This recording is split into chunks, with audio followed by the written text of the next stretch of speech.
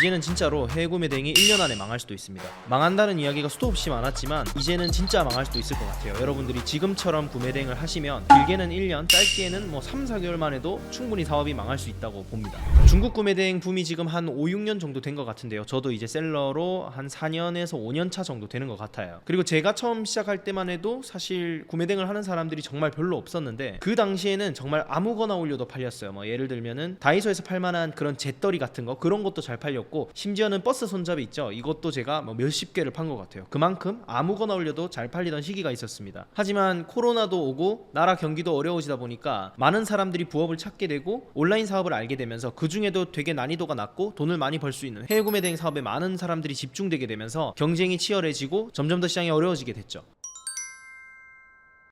앞서 말씀드린 것처럼 5년 전에 비해서 지금 해외 구매 대행 시장이 훨씬 어려워지고 셀러들이 수십 배 증가했다는 것은 아마 모두가 아실 겁니다. 5년이 아니라 불과 2, 3년 전에 비해서도 사실 굉장히 지금 많죠. 근데 여기서 중요한 건 돈이 되는 것을 이제 다 알고 소문이 났기 때문에. 근데 이거는 사실 카페나 치킨집, 대만 카스테라, 탕후루 이런 것들도 다 잘 된다 하니까 너도 나도 하나씩 내고, 길가에 한 집 지나면 탕후루집, 한 집 지나면 대만 카스테라집, 이렇게 될 만큼 사실 그 당시에 유행을 할 때 굉장히 많았어요. 그러니까 돈이 된다고 하면 너도 나도 뛰어드는 그런 현상은 거스를 수 없는 흐름이라고 생각을 합니다. 그러면 그렇게 사람들이 많이 들어오면은 이제 경쟁자가 많아졌기 때문에 저는 이 사업을 접어야 되나요? 그리고 접고 또 다른 부업거리, 돈벌이를 찾아야 되나요? 근데 어떤 부업이나 사업을 하시더라도 사실 돈 된다는 사실을 알게 되면 누구나 뛰어들게 될 거고 결국 같은 흐름을 타게 될 겁니다. 그렇기 때문에 이런 현상은 어떤 사업을 하시더라도 발생할 수 있다는 사실을 이제 인지하고 받아들이셔야 됩니다. 그래서 지금 상황은 과거보다 훨씬 더 어려워진 거 사실입니다. 근데 중요한 거는 이 사실을 어떻게 받아들이냐에 따라서 정말 많이 변하게 됩니다. 첫 번째로, 그냥 경쟁자들이 많이 늘어났으니까 이제 돈 벌기 너무 힘들다 이렇게 생각하시는 분들은 머지않아 2, 3개월 안에 그만두게 되겠죠. 그리고 다른 돈벌이를 찾게 될 겁니다. 그래서 그렇게 낙담하는 게 아니라 이 시장에 경쟁자가 되게 많이 들어왔지만 시장 자체가 돈이 된다는 거고, 그만큼 내가 더 잘할 수 있으면 더 많은 돈을 벌 수 있겠다라고 접근을 하면은 그때부터 상황이 엄청나게 달라지게 되는 겁니다. 첫 번째 사람과 두 번째 사람의 차이는 2달, 3달만 지나도 엄청 격차가 벌어지게 될 거예요. 자, 우선 첫 번째로는 이렇게 사고의 방향을 어떻게 두느냐에 따라가 앞으로 여러분들이 얼마나 더 성장하고 더 많은 돈을 벌 것인가에 대한 차이를 만들어 줄 겁니다.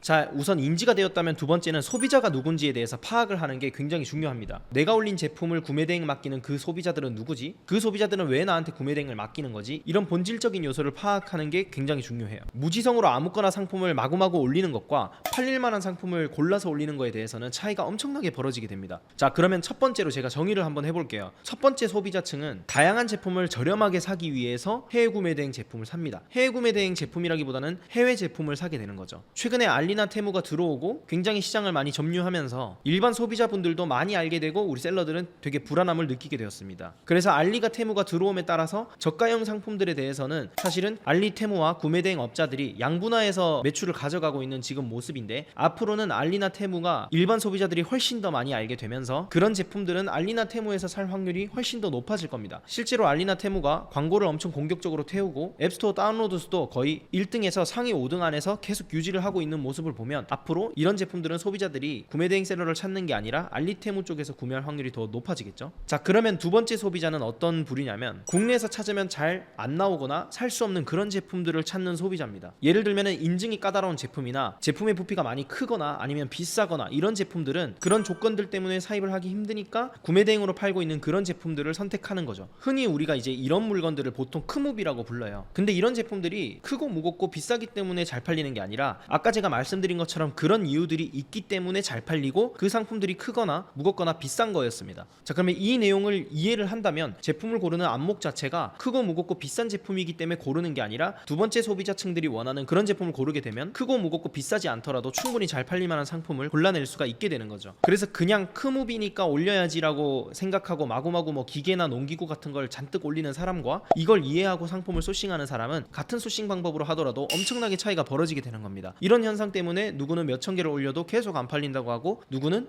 몇천 개를 올렸는데 개수 대비해서 되게 많이 팔린다고 하는 거죠. 그러니까 이런 이유를 모르고 그냥 마구잡이로 상품 등록 개수 대비 매출을 보게 되면 사실상 이거 자체가 논리가 별로 맞지가 않습니다. 그래도 아무것도 안 하는 사람보다는 많이 올리는 사람이 조금이라도 더 매출을 가져갈 확률은 높겠죠. 그래서 이제 소싱 관련한 영상은 저희 채널에 많으니까 저희 채널에서 여러 소싱 영상을 보시면 될 것 같습니다.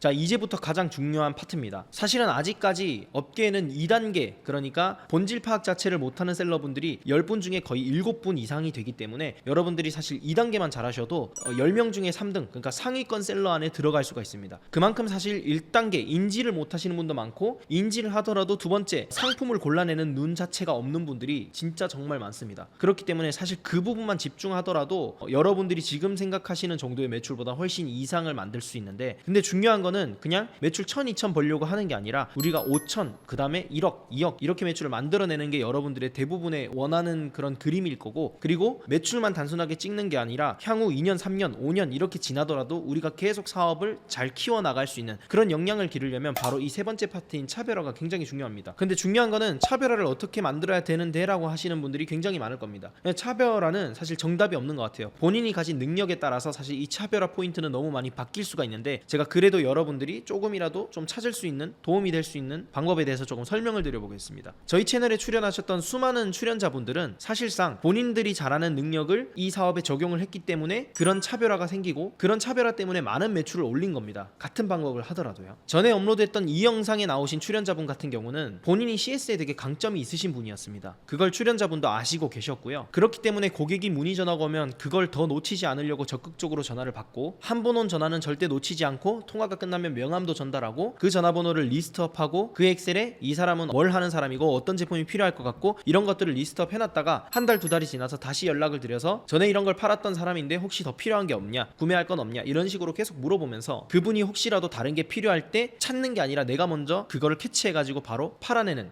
그런 스킬을 쓰셨던 분이죠. 그래서 이런 것들은 사실 내가 매출을 올리기 위한 관심에서 나오는 건데, 이런 관심을 통해서 그 판매자가 다른 데서 살 수 있는 거를 나한테 돌리고 그 판매자에게 또 지인의 지인을 소개받아서 또 구매를 일으키고, 이런 식으로 계속 매출을 불려 나가는 겁니다. 그래서 실제로 이분 같은 경우는 매출의 한 60-70%가 CS에서 발생한다고 해요. 자, 그러면 여기서의 차별화는 명함을 돌리는 것과 판매를 하기 위해 집착적으로 고객의 니즈를 찾아 나선 건데요. 자, 여기서 한 발 더 나아가면 이 CS를 오히려 더 강조를 해버리면은 매출을 극대화할 수 있겠죠. 예를 들면은 구매 대행업자분들이 대부분 상세 페이지 상하단을 고정된 템플릿, 그러니까 프로그램이나 강의에서 배포해주는 그런 상세 페이지 상하단을 가지고 1년, 2년을 계속 안 바꾸고 그렇게 사용을 하세요. 물론 처음에는 내가 포토샵도 못하고 그런 상세 페이지를 만들 능력이 없으니까 그럴 수 있다고 쳐도, 나중에 여러분들이 더 잘하려면 그런 부분까지 신경을 써야 됩니다. 그러니까 CS에 자신 있는 분이라면 상세 페이지 상단을 다른 잡담은 다 밑으로 내리고 CS를 적극 환영한다는 그런 느낌을 줄 수 있는 이미지를 상단에 크게 박아 두셔야 돼요. 그러면 당연히 기존의 상세 페이지를 사용할 때보다 CS를 강조했을 때 이 이미지를 상단에 올리게 되면은 CS 양이 당연히 급증하겠죠. 근데 중요한 거는 CS에 자신이 없는데도 매출을 올리기 위해서 이렇게 하면은 전화가 왔을 때 제대로 대응도 못하고 안 좋은 소리만 듣고 매출은 안 일어나고 시간은 다 뺏기고 되게 비효율적인 모습이 나올 수가 있습니다. 그래서 CS에 강점이 있다고 하시는 분들이 이런 방향을 하시는 걸 더 추천드리고요. 자, 이 방법이 왜 중요하냐면 사실 소비자 입장에서 한번 생각을 해볼게요. 우리가 매출을 잘 날려면 2단계에서 뭐 크거나 무겁거나 비싼 제품 이런 것들을 다뤄야 된다고 생각을 하는데, 자, 내가 소비자라면 한 70만원짜리 제품을 사려고 한번 눌러서 들어갔어요. 근데 상세 페이지가 다 중국어로 되어 있어요. 근데 리뷰도 없어요. 그러면 내가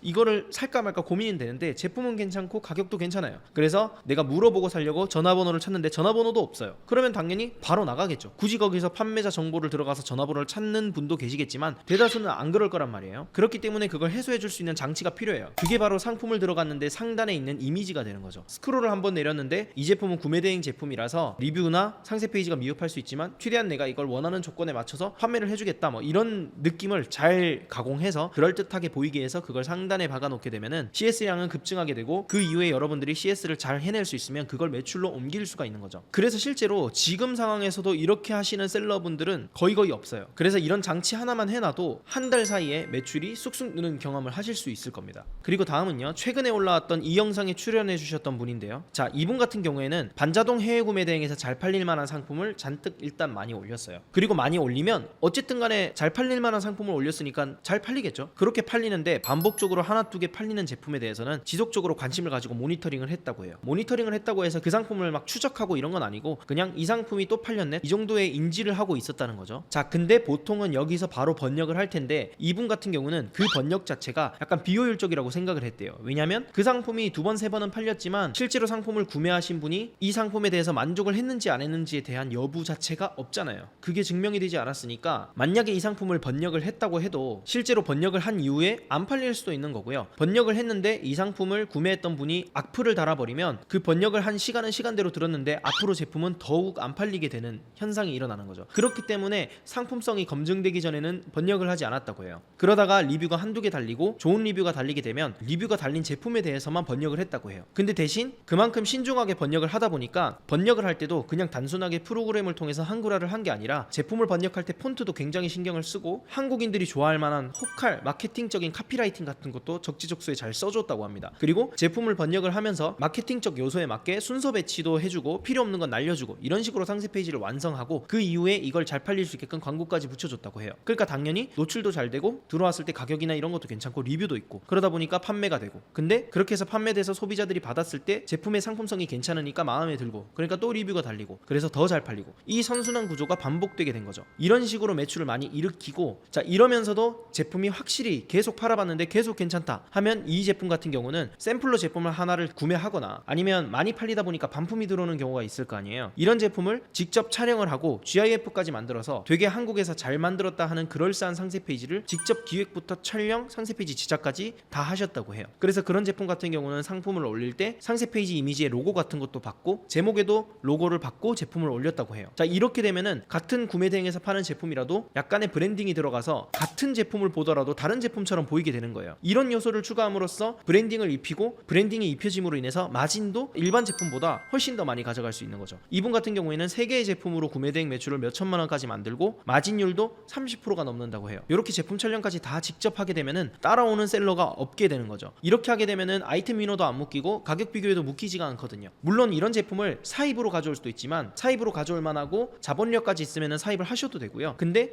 인증이라든지 자본 부분에서 문제가 생긴다면 구매 대행으로 이 정도 작업을 하더라도 충분히 잘 팔 수 있는 제품을 만들어낼 수가 있는 거죠. 이런 식으로 효자 상품을 만들어내는 방법도 있어요. 단 이때 애초에 제품을 효자 상품을 만들어야지라고 공략을 하는 게 아니라 주기적으로 많이 올리고 판매를 해가면서 모니터링하고 관심을 가지다 보면 효자 상품을 만들 수 있는 기회를 포착하게 되는 거죠. 그렇게 포착을 했을 때 가공을 해줘야 훨씬 더 시간 대비 효율을 극대화할 수 있는 거죠. 자, 이렇게 오늘은 앞으로 구매 대행을 하면서 훨씬 더 길게 오래 잘 살아남을 수 있는 방법에 대해서 단계별로 한번 정리를 해봤는데, 여러분들이 처음 시작하자마자 차별화부터 이런 것들을 다 잘할 수가 없을 거예요. 그렇지만 여러분들이 한 달, 두 달, 세 달 구매 대행을 해가면서 이런 부분을 조금 알고 있는 것과 모르고 있는 거는 앞으로 3개월, 6개월이 지났을 때 천지 차이가 날 거예요. 그래서 여러분들이 물건을 팔면서 계속 관심을 가지다 보면 나는 이런 걸 잘하는 것 같은데 이런 포인트들이 몇 개 있을 거예요. 그러면 그 포인트를 내가 어떻게 판매에 녹일 수 있을까? 이런 식으로 하다 보면 여러분들만의 차별화가 생기게 되는 거죠. 그러면 그냥 막연하게 등록하는 분들보다 3개월, 6개월이 지났을 때 진짜 엄청난 차이가 벌어지고 1년, 2년 지나면은 그냥 거의 쳐다볼 수 없는 차이가 만들어지게 되는 거죠. 이런 부분에 대한 공부는 근데 이런 게 필요하겠구나라고 생각하면서도 사실 잘 안 되는 걸 저희도 압니다. 그래서 저희가 저번 달부터 뉴스레터를 만들기 시작했어요. 그래서 이 뉴스레터를 무료 배포하고 있는데, 그래서 이건 댓글에서 신청을 하시면은 저희가 주기적으로 신청서를 확인해서 뉴스레터를 발송해드리고 있는데, 이렇게 돈 될 만한 정보를 왜 무료로 주냐라고 하시면 그 뉴스레터를 열어보시면 우리가 왜 이 행위를 하고 있는지에 대해서는 자세하게 나와 있으니 그걸 보시면 충분히 이해가 되실 거예요. 그래서 이 뉴스레터는 정말 양질의 정보를 넣어놨으니까 한번 열어보시면 굉장히 마음에 드실 겁니다. 그래서 아래 댓글에 신청을 하시면은 받아보실 수 있고요. 오늘 제가 말씀드렸던 내용이 24년, 25년 그리고 그 이후에도 구매대행 사업 또는 사입이나 다른 사업을 하면서도 앞으로도 계속 중요한 요소들일 거예요. 그렇기 때문에 오늘 영상을 2번, 3번 돌려보시면서 공부를 하셨으면 좋겠습니다. 자, 오늘 영상이 도움되셨다면 좋겠고요. 저는 또 다음 영상에서 뵙도록 하겠습니다. 감사합니다.